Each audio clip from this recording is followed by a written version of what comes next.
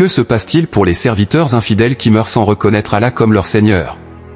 Le prophète Muhammad, paix et bénédiction d'Allah sur lui, nous a révélé le châtiment horrible qui les attend dans l'au-delà. Il a dit: quand un serviteur infidèle quitte la vie d'ici-bas pour l'au-delà, des anges noirs munis de serviettes dures lui viennent du ciel et s'installent à sa vue. Puis l'ange de la mort vient s'asseoir près de sa tête et lui dit: ô âme mauvaise, sors pour faire l'objet de la colère de Dieu et de son dépit.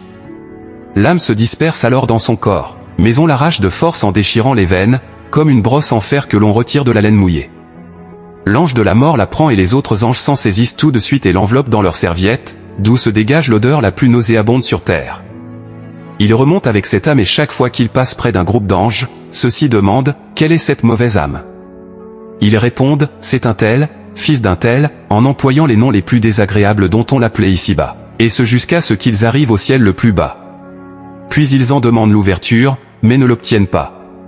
Le prophète, paix et bénédiction d'Allah sur lui, cita alors le verset: pour ceux qui traitent de mensonges nos enseignements et qui s'en écartent par orgueil, les portes du ciel ne leur seront pas ouvertes, et ils n'entreront au paradis que quand le chameau pénètre dans le chat de l'aiguille. Ainsi rétribuons-nous les criminels. Coran, 7h40. Allah, le puissant, le majestueux, dira alors: mettez les écritures concernant mon serviteur dans un registre placé dans la plus basse couche de la terre. Puis ramenez-le sur terre, puisque c'est à partir d'elle que j'ai créé les humains, et c'est en elle que je les retournerai, et c'est d'elle que je les ressusciterai. Son âme sera alors jetée.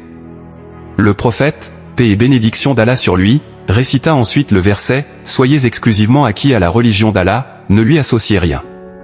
Car quiconque associe à Allah, c'est comme s'il tombait du haut du ciel et que les oiseaux le happaient, ou que le vent le précipitait dans un abîme très profond.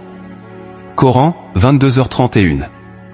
Il poursuivit: c'est alors que l'âme du défunt sera ramenée à son corps et les anges l'interrogeront en ces termes: qui est ton Seigneur?